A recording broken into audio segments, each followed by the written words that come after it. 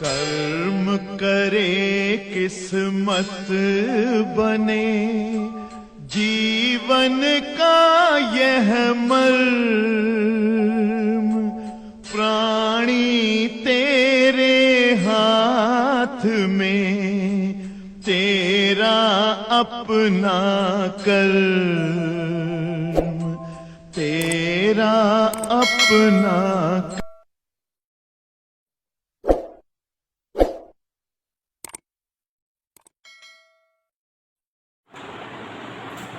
आज से हम लोग डिस्कस करेंगे प्रकाश का अपवर्तन। ठीक है, प्रकाश का अपवर्तन।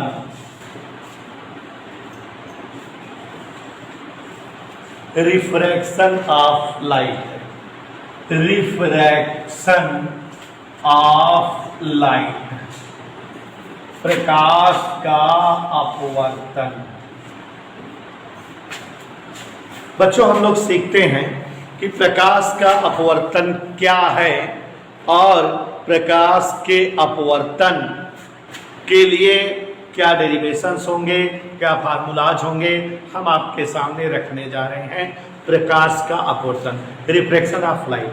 देखो बच्चों, अगर हम अभी सपोज करें जैसे कमरा है और इस कमरे में जैसे पूरे कमरे में हवा भरी हो, वायु, तो कमरे में किस चीज की उपस्थिति है? वायु की या हवा की। अगर यहाँ एक बल्ब जला दें तो ये बल्ब हमारा यहाँ प्रकाश स्रोत का काम करेगा और प्रकाश की किरणें यहाँ बल्ब से निकलेंगी और यहाँ दूर पूरे कमरे में फैलेंगी। तो ऐसे कोई प्रकाश की किरण आएगी और ये ऐसे सीधे चली जाएगी, ये जिस तरह से निकलेगी, जिधर जाना है उसको उधर चली जाएगी, इसको कोई डिस्टर्ब करने वाला अवयव नहीं है, ये अपने मार्ग पर सीधी रेखा में चलती चली जाएगी। लेकिन बच्चों, अगर इस कमरे में हम पार्टीशन कर दें, यहाँ बीचों बीच में एक दीवार खींच दें, दीवार के इधर हवा ही रहने दें, लेकिन दीवार के उधर हम पानी भर दें, लबालब पानी खूब भर जाए, दीवार के उस साइड केवल और केवल क्या जो है भर दें? पानी भर दें। तो अब अगर दीवार के उस साइड केवल पानी भरा हुआ है तो अब यहां पर ध्यान दीजिए, जरा बंद कर दो दोनों।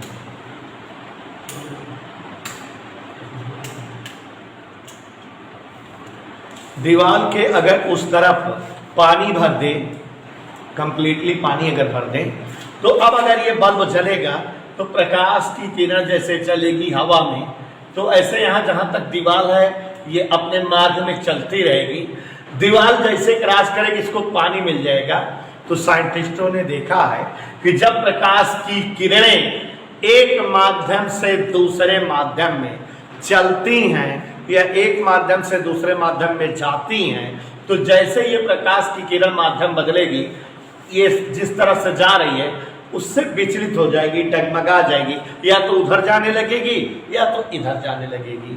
कहने का मतलब ये हुआ कि प्रकाश की किरणें अगर जो है इस तरह से कोई प्रकाश की किरण एक माध्यम में चल रही है, जैसे ये माध्यम बदलेगी, जैसे इसका माध्यम बदलता है, एक माध्यम से दूसरे माध्यम में जैसे ही जाती है, इसका मार्ग, इसका रास्ता बदल जाता है, विचलित हो जाता है। ये या तो इधर चलने लगेगी या तो इधर चलने लगेगी। प्रकाश की किरणें एक माध्यम से जब दूसरे माध्यम में जाती हैं तो अपने मार्ग से विचलित हो जाती हैं।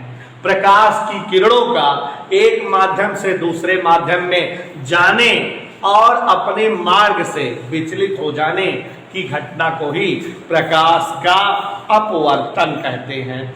तो यहाँ प्यारे बच्चों ध्यान से देखिए, अगर ये पूरा बोर्ड है, इस बोर्ड को अगर हम दो भागों में डिवाइड कर लें, दो तल बना लें, जैसे एक यहां हम डिवाइडर ऐसे खींच दें इस तरह से x y। अब ये जो डिवाइडर है इसके ऊपर कुछ है और इसके नीचे की ओर कुछ है। इसके ऊपर की ओर जो कुछ है, मान लो हवा है या कांच है या जल है, उसे अगर हम कहें माध्यम एक, ऊपर एक कोई माध्यम है, नीचे की ओर भी कोई माध्यम हो, माध्यम दो, ऊपर की ओर कोई माध्यम है और नीचे की ओर भी कोई माध्यम है।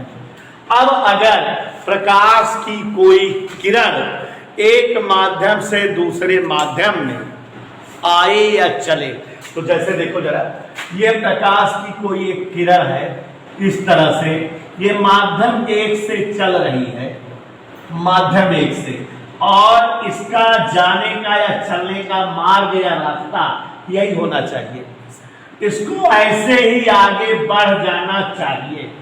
लेकिन जब ये प्रकाश की किरण एक माध्यम से दूसरे माध्यम में आएगी तो ये अपने रास्ते से विचलित हो जाएगी, या तो उधर चली जाएगी या तो इधर।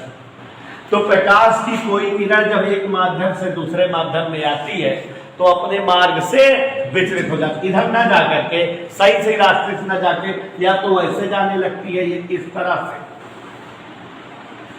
या इस तरह से आने लगती है। इसी घटना को प्रकाश का अपवर्तन कहते हैं। प्रकाश की किरणों का एक माध्यम से दूसरे माध्यम में आने और अपने मार्ग से विचलित हो जाने की घटना प्रकाश का अपवर्तन कहलाती है। अब बच्चों, ये कोई किरण है OP, ये इस माध्यम से इस माध्यम में आ रही है। प्रकाश की किरण इस माध्यम से इस माध्यम में आ रही है, जो एक माध्यम से दूसरे माध्यम में आ रही है। ये प्रकाश की कोई किरण एक माध्यम से दूसरे माध्यम में आ रही है और विचलित हो जा रही है। यही घटना प्रकाश का अपवर्तन है। जो किरण एक माध्यम से दूसरे माध्यम में आती है उसे हम इंसिडेंस रे या आपतित किरण कहते हैं। और ये जो अपवर्तन हो गया उसके बाद जो किरण बनी या प्राप्त हुई, इसे हम जो है अपवर्तित किरण कहते हैं। इस किरण को अपवर्तित किरण कहते हैं। तो प्रकाश की किरण एक माध्यम से दूसरे माध्यम में आई और अपने मार्ग से विचलित हो गई, ये घटना प्रकाश का अपवर्तन कहलाई। जो किरण एक माध्यम से दूसरे माध्यम में आती है उसे हम आपतित किरण कहते हैं। और अपवर्तन के बाद जो किरण बनती है या प्राप्त होती है उस किरण को हम अपवर्तित किरण कहते हैं। आपतित और अपवर्तित किरणें जिस बिंदु पर मिलती हैं इस बिंदु को आपतन या अपवर्तन बिंदु कहते हैं। और बच्चों, अगर इस बिंदु पर हम लंबवत रेखा खींच दें, ऐसे कोई लंब, तो इसे हम अभिलंब कहते हैं। इस जो है इस रेखा को अभिलंब कहते हैं। तो यहाँ आप अपवर्तन समझ गए कि प्रकाश की किरणों का एक माध्यम से दूसरे माध्यम में जाना और अपने मार्ग से विचलित हो जाना, यही घटना प्रकाश का अपवर्तन कहलाती है। प्रकाश की किरणों का एक माध्यम से दूसरे माध्यम में आना और अपने मार्ग से विचलित हो जाना। जैसे किरण ऐसे आ रही थी, इसको ऐसे जाना चाहिए था लेकिन उधर जाने लगी, रास्ता बदल दी, इसी घटना को प्रकाश का अपवर्तन कहते हैं। यहां हम लिख सकते हैं प्रकाश की किरणों का एक माध्यम से दूसरे माध्यम में आना व अपने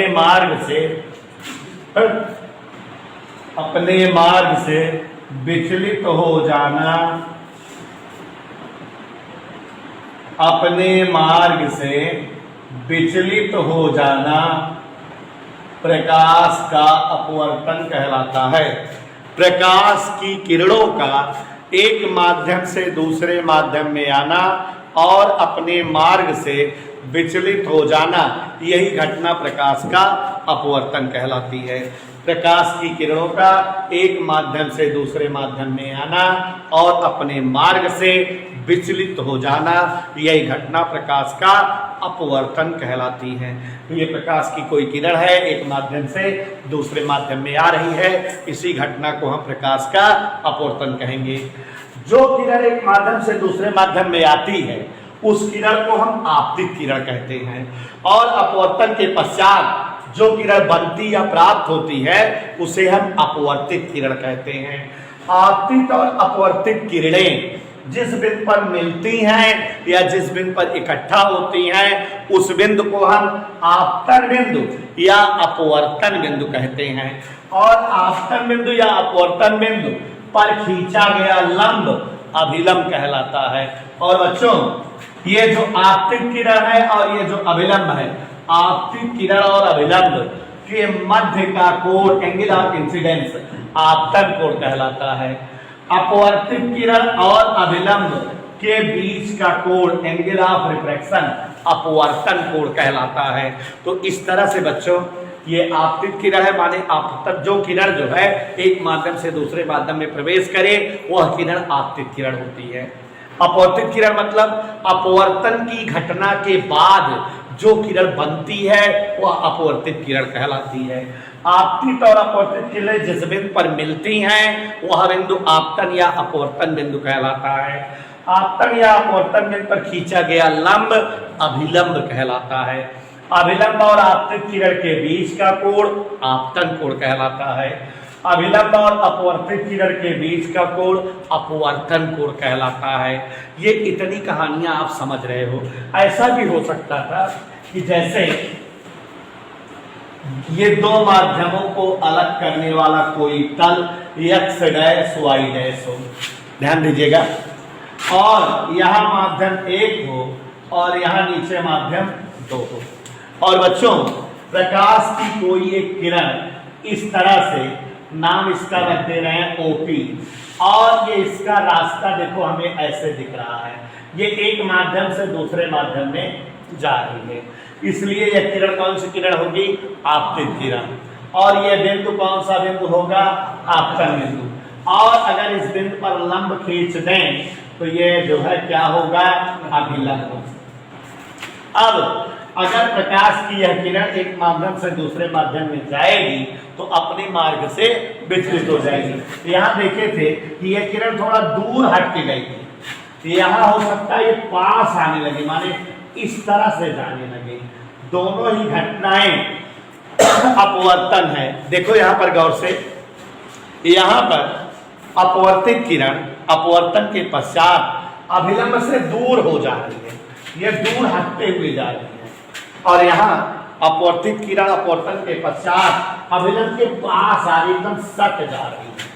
लेकिन दोनों ही प्रकार में अपवर्तन हो रहा है। क्यों?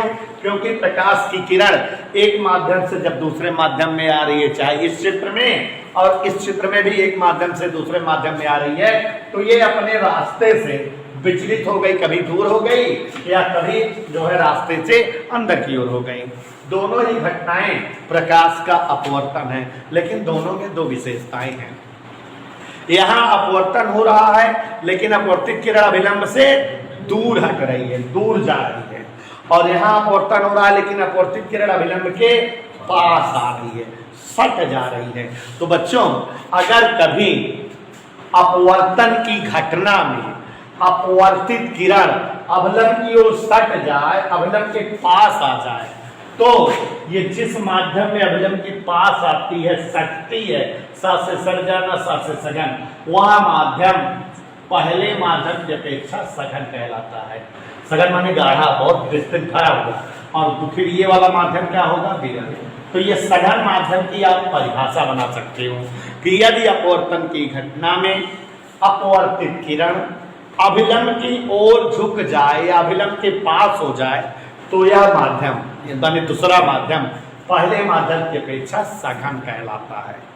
तो सघन और विरल की परिभाषाएं हैं यहाँ पर देखो जरा, यहाँ अपवर्तन हुआ, अपवर्तन की घटना में जो अपवर्तित किरण है अपवर्तन के बाद अभिलंब से दूर हटी, तो यदि अपवर्तित किरण अपवर्तन के पश्चात अभिलंब से दूर हटे तो दूर हटना, विमुख हो जाना, वी से विमुख होना, वी से विरल, तो दूसरा माध्यम पहले माध्यम की अपेक्षा विरल कहलाता है। तो इसलिए ये कौन सा माध्यम हो गया बेटा? सघन। तो ये सघन और विरल की परिभाषा यहाँ पर मैचअप हो गई। सघन और विरल की परिभाषा आप बना सकते हो। तो सघन और विरल की परिभाषा किस तरह से बना सकते हो, ध्यान दीजिएगा। एक बार हम फिर से एक्सप्लेन कर दे रहे हैं प्यारे बच्चों, ध्यान से सुनिएगा। प्रकाश की किरण का एक माध्यम से दूसरे माध्यम में जाने, माने ऐसे जा रही हो और अपने मार्ग से विचलित हो, माने इधर जाने लगे या इधर जाने लगे। प्रकाश की किरणों का एक माध्यम से दूसरे माध्यम में जाने और अपने मार्ग से विचलित हो जाने, विमुख हो जाने की घटना प्रकाश का अपवर्तन कहलाती है। चित्र में प्रकाश का अपवर्तन दिखाए, छोटी छोटी कई परिभाषाएं बताए। देखो जरा, यहाँ XY दो माध्यमों को अलग करने वाला तल अपवर्तक तल है। इसके ऊपर माध्यम 1 है और इसके नीचे माध्यम 2 है। अब यहाँ माध्यम 1 और माध्यम 2 जो बने हुए हैं, ध्यान दीजिएगा, ये यम अभिलंब है और ये OP ऐसी किरण है जो एक माध्यम से दूसरे माध्यम में आ रही है। प्रकाश की जो किरण एक माध्यम से दूसरे माध्यम में आती है उसे हम आपतित किरण कहते हैं। और अपवर्तन के बाद ये किरण या तो अभिलंब से दूर हटेगी या अभिलंब के पास आएगी। दोनों ही कंडीशन में ये अपने मार्ग से विचलित हो जा रही है। यहाँ पर जो है अपने रास्ते से दूर हो गई, यहाँ अपने रास्ते से पास आ गई। तो दोनों ही कंडीशन में अपवर्तन के बाद जो किरण बनती है उसे हम अपवर्तित किरण कहते हैं। OP आपतित किरण है, PQ अपवर्तित किरण है। आपतित और अपवर्तित बिंदु P पर मिल रही हैं तो बिंदु P आपतन बिंदु या अपवर्तन बिंदु है और आपतन या अपवर्तन बिंदु पर खींचा गया लंब अभिलंब है। अभिलंब और आपतित किरण के बीच का कोण आपतन कोण है और अभिलंब और अपवर्तित किरण के बीच का कोण अपवर्तन कोण है। और बच्चों, यदि अपवर्तन की घटना में अपवर्तित किरण अभिलंब से दूर हटे तो दूसरा माध्यम पहले माध्यम की अपेक्षा विरल कहलाता है। और यदि अपवर्तित किरण अपवर्तन के पश्चात अभिलंब की ओर झुक जाए या सट जाए तो दूसरा माध्यम पहले माध्यम की अपेक्षा सघन कहलाता है। तो ये छोटे छोटे पॉइंट्स थे। अब उसके बाद बेटा यहीं पर हम लोग को पढ़ना है अपवर्तन के नियम। तो अपवर्तन के नियम क्या है, ध्यान दीजिएगा। अपवर्तन के नियम, तो प्यारे बच्चों अपवर्तन के कुल 2 नियम हैं। कितने नियम है अपवर्तन के? ध्यान से समझिए, अपवर्तन के दोनों नियम एक्सप्लेन कर रहा हूं क्या है। अपवर्तन के नियम, पहला वाला चित्र में दिखाई दे रहा है। पहला नियम देखिए जरा, ये आपतित किरण है और ये अपवर्तित किरण है और ये अभिलंब, तीनों इसी XY तल में है। मतलब पहला नियम यही है कि आवर्तन की घटना में, अपवर्तन की घटना में आपतित किरण, अपवर्तित किरण और अभिलंब तीनों एक ही तल में होते हैं। गौर से देखिएगा बेटा, आपतित किरण अभिलंब और अपवर्तित किरण, आपतित किरण अभिलंब व अपवर्तित किरण तीनों एक ही तल में होते हैं।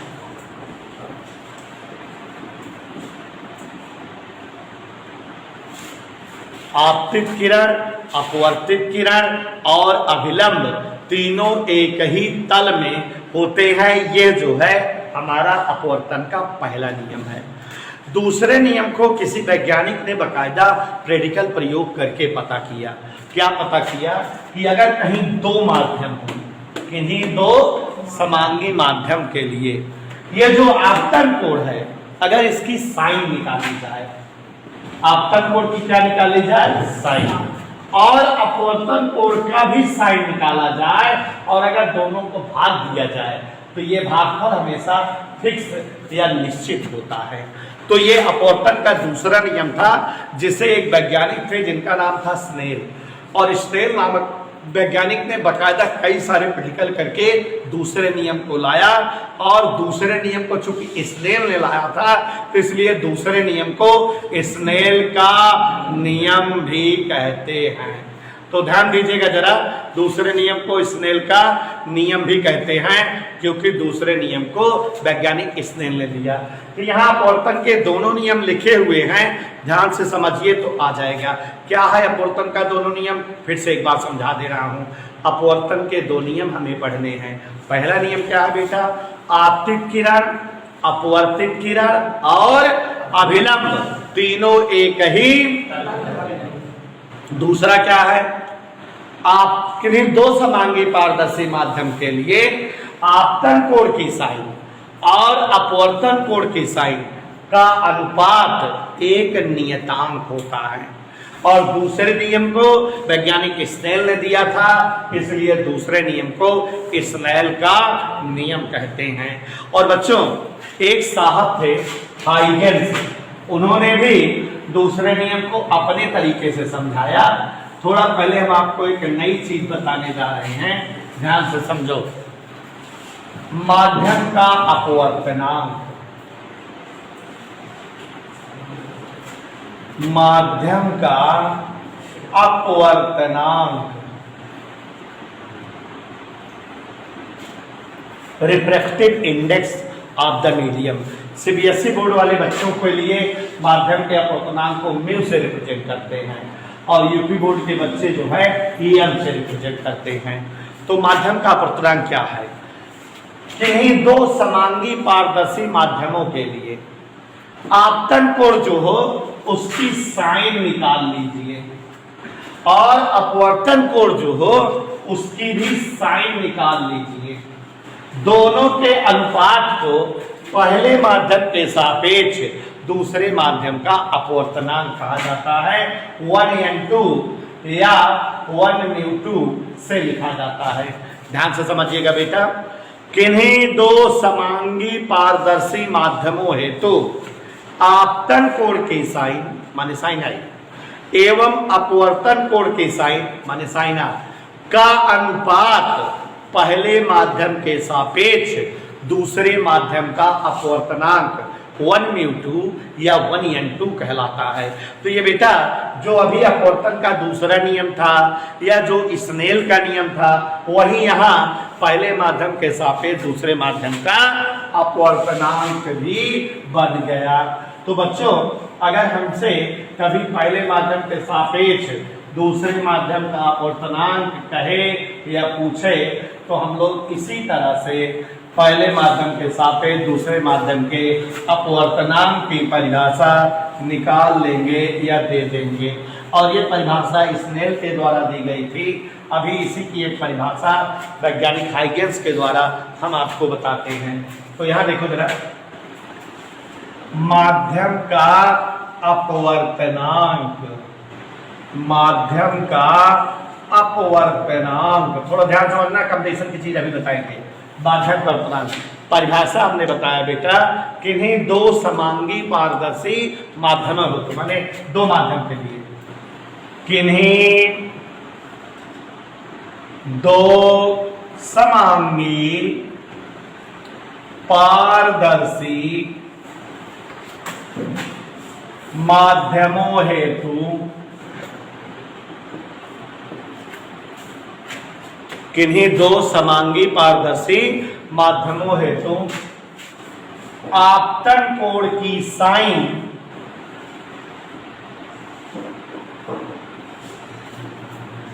व अपवर्तन कोण की साइन का अनुपात पहले माध्यम के सापेक्ष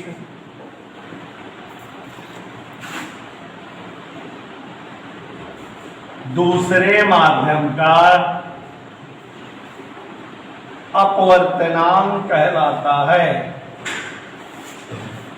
किन्हीं दो समांगी पारदर्शी माध्यमों हेतु आपतन कोण की साइन व अपवर्तन कोण की साइन का अनुपात पहले माध्यम के सापेक्ष दूसरे माध्यम का अपवर्तनांक कहलाता है। तो यहां देखो जरा, साइन आई बटा साइन आर को ही 1n2 या 1μ2 से प्रकट करते हैं। परिभाषा बन गई किन्हीं दो समांगी पारदर्शी माध्यमों हेतु आपतन कोण की साइन और अपवर्तन कोण की साइन, जो आपतन कोण उसका साइन ले लो और जो अपवर्तन कोण उसका साइन, दोनों के अनुपात को पहले माध्यम के सापेक्ष दूसरे माध्यम का अपवर्तनांक कहते हैं। और बच्चों साइंटिस्ट हाइगेंस ने इसकी परिभाषा अलग तरीके से दी।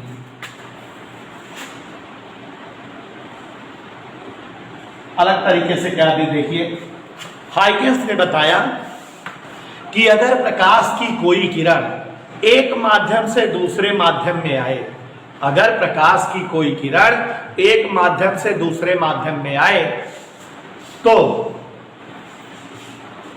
पहले माध्यम में प्रकाश की चाल और दूसरे माध्यम में प्रकाश की चाल का अनुपात V1/V2 का अनुपात पहले माध्यम के सापेक्ष दूसरे माध्यम का अपवर्तनांक कहलाता है। माने अपवर्तनांक 1n2 बराबर जैसे sin I/sin r था वैसे ही 1n2 बराबर V1/V2 ही हुआ। तो देखो जरा, किन्हीं दो समांगी पारदर्शी माध्यम हेतु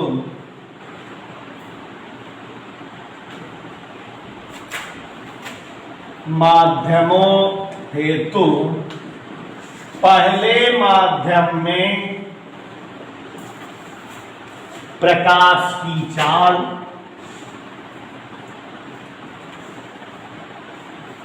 व दूसरे माध्यम में प्रकाश की चाल, ये V1 हो और ये मान लो V2 हो, का अनुपात पहले माध्यम के सापेक्ष दूसरे माध्यम का अपवर्तनांक कहलाता है। माने 1μ2 या 1n2 बराबर V1/V2।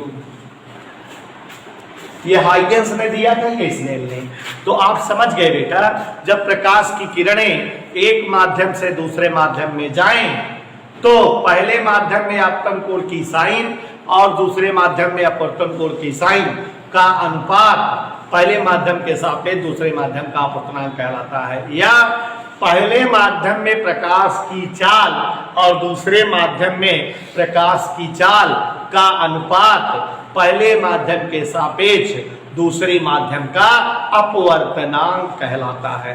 और बच्चों यहाँ सूत्र आता है 1n2 बराबर sin I/sin r और यहाँ सूत्र आता है 1n2 बराबर V1/V2। तो इस तरह से ये दो सूत्र हो गए पहले माध्यम के सापेक्ष दूसरे माध्यम की चाल ज्ञात करने का। तो यह जो है चाल के पदों में अपवर्तनांक ज्ञात करने का। यहीं पर एक थोड़ा कंफ्यूजिंग वर्ड है, आप सब लोग कॉम्पिटिटिव चीज जानते रहिए, निरपेक्ष अपवर्तनांक। क्या है बच्चों निरपेक्ष अपवर्तनांक? समझ जाइए। देखो हमने दोनों परिभाषाएं बताई। निरपेक्ष अपवर्तनांक बच्चों, अगर प्रकाश की किरण कभी भी वायु या निर्वात से किसी माध्यम में आए, क्या बोले हम, ध्यान दीजिए, वायु या निर्वात में प्रकाश की किरण रहे और वहां से किसी माध्यम में आए, माने पहला माध्यम वायु या निर्वात हो जाए और दूसरा चाहे जो रहे, तब जो वहां पर जो है अपवर्तनांक आएगा उसे ही हम निरपेक्ष अपवर्तनांक कहते हैं। मतलब निरपेक्ष अपवर्तनांक म्यू बराबर सूत्र होगा C/V। अब अगर C लिख दिए हैं तो आप जान रहे हो C क्या है, वायु या निर्वात में प्रकाश की चाल। माने पहला माध्यम अगर वायु या निर्वात हो जाए और वहां से प्रकाश की किरण किसी माध्यम में आए तो वायु या निर्वात में प्रकाश की चाल और माध्यम में प्रकाश की चाल का अनुपात उस माध्यम का निरपेक्ष अपवर्तनांक कहलाता है। तो निरपेक्ष अपवर्तनांक दोनों अपवर्तनांकों में बस थोड़ा सा अंतर है कि इसमें जो है पहला माध्यम क्या हो जाता है, वायु या निर्वात। तो अगर हमसे कहें निरपेक्ष अपवर्तनांक से क्या समझते हो, तो जब प्रकाश की किरण वायु या निर्वात से किसी माध्यम में जाती है तो वायु या निर्वात में प्रकाश की चाल और उस माध्यम में प्रकाश की चाल का अनुपात माध्यम का निरपेक्ष अपूर्णांक कहलाता है। Is that clear? म्यू या एम से इसे लिखते हैं, यहाँ 1n2 या 1μ2 नहीं यूज होता। तो देखो जरा, प्रकाश कण वायु या निर्वात में चाल, वायु या निर्वात में चाल व माध्यम में चाल का अनुपात निरपेक्ष अपूर्णांक कहलाता है। म्यू या एन बराबर C/। तो प्रकाश का वायु या निर्वात में चाल और माध्यम में चाल का अनुपात निरपेक्ष अपूर्णांक कहलाता है। जब कभी प्रकाश वायु या निर्वात से किसी माध्यम में आता है, तो जब प्रकाश वायु या निर्वात से किसी माध्यम में आता है तो वहां जो प्रकाश की चाल हो वायु या निर्वात में और उस माध्यम में जो चाल हो, इन दोनों चालों का अनुपात उस माध्यम का निरपेक्ष अपूर्णांक कहलाता है। अब बच्चों, ये जो माध्यम का अपूर्णांक था, इस अपूर्णांक के लिए हम लोग दो सूत्र पढ़ेंगे। तो अपूर्णांक हेतु दो सूत्र जानिए जरा, और आपको बताना चाहेंगे कि जब प्रकाश की कोई किरण एक माध्यम से दूसरे माध्यम में जाती है, ये कंपैरिजन की बात है, टेट वगैरह के एग्जाम में, पीसीएस लेवल के एग्जाम में पूछ लेता है, जो बताने जा रहा हूं। प्रकाश की किरणें जब एक माध्यम से दूसरे माध्यम में जाती हैं तो नंबर 1 बात, प्रकाश की तरंगदैर्घ्य बदल जाती है। नंबर 2 बात, प्रकाश की चाल बदल जाती है, प्रकाश का अपूर्णांक बदल जाता है। लेकिन कॉमन बात यह है कि प्रकाश की आवृत्ति में कोई बदलाव नहीं होता। तो कभी कभी पूछता है, अभी टेट के एग्जाम में पूछा था कि प्रकाश के किरण की वायु में आवृत्ति 5 × 10⁻15 हर्ट्ज है। अगर ये प्रकाश 3 अपूर्णांक वाले ग्लिसरीन में जाए तो इसकी आवृत्ति क्या होगी? तो बच्चे बहुत सारे जो है तमाम सूत्र लगा दिए थे, गधे थे। ये जान लीजिए बच्चों कि माध्यम बदलने पर प्रकाश की चाल बदल जाती है, अपूर्णांक बदल जाता है, तरंगदैर्घ्य बदल जाता है, लेकिन प्रकाश की आवृत्ति कांस्टेंट पद है, ये माध्यम बदलने पर नहीं बदलता। तो प्रकाश की आवृत्ति माध्यम के बदलने पर नहीं बदलता। प्रकाश चाहे वायु में चले, चाहे निर्वात में चले, चाहे किसी माध्यम में, जल में, कांच में, ग्लिसरीन में, हीरा में, चाहे जहां प्रकाश चले, लेकिन प्रकाश की आवृत्ति हमेशा फिक्स होती है। प्रकाश की आवृत्ति कांस्टेंट पद होती है, नियतांक होती है। माध्यम के बदले जाने पर प्रकाश की आवृत्ति नहीं बदलती, ये निश्चित होती है। प्रकाश की चाल बदल जाएगी, तरंगदैर्घ्य बदल जाएगी, अपूर्णांक बदल जाएगा, लेकिन प्रकाश की आवृत्ति कभी नहीं बदलेगी। तो ये जानते रहिएगा कि माध्यम के बदलने पर प्रकाश की आवृत्ति निश्चित होती है, इसका मान नहीं बदलता। अब बच्चों, ये पहला सूत्र एक बताने जा रहे हैं। जैसे अगर कोई XY एक तल हो, दो माध्यमों को अलग करता हुआ तल XY, ऊपर माध्यम 1 है, नीचे माध्यम 2 है।